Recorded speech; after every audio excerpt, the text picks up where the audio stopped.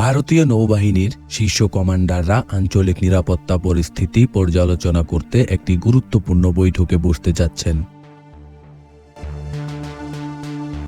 বৈঠকটি শুরু হবে 17 সেপ্টেম্বর থেকে এবং চলবে 4 দিন ধরে। এই বৈঠকে মূল আলোচ্য বিষয়গুলোর মধ্যে রয়েছে বাংলাদেশের বর্তমান রাজনৈতিক পরিস্থিতি, বিশেষ করে শাসন ব্যবস্থার পরিবর্তন ও চরমপন্থী গোষ্ঠীর উত্থান। এই অস্থিতিশীল পরিস্থিতি ভারতের জন্য উদ্বেগের কারণ হয়ে উঠেছে।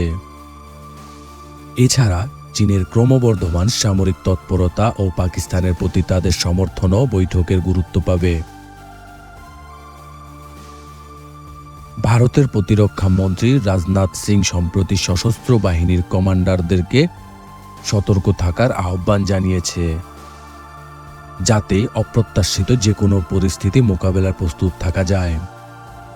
এই বৈঠকে নতুন থিয়েটার কমান্ড তৈরির বিষয়ে আলোচনা করা হবে এবং ভারতের নৌবাহিনী এডেন উপসাগরে চালানো অভিযানের সাফল্য পর্যালোচনা করা হবে। এদিকে বাংলাদেশের মিশর থেকে পেঁয়াজ আমদানির পরিকল্পনায় ভারত বিভিন্ন কৌশল গ্রহণ করেছে। পেঁয়াজ রপ্তানির শুল্ক কমিয়ে এনেছে 20%।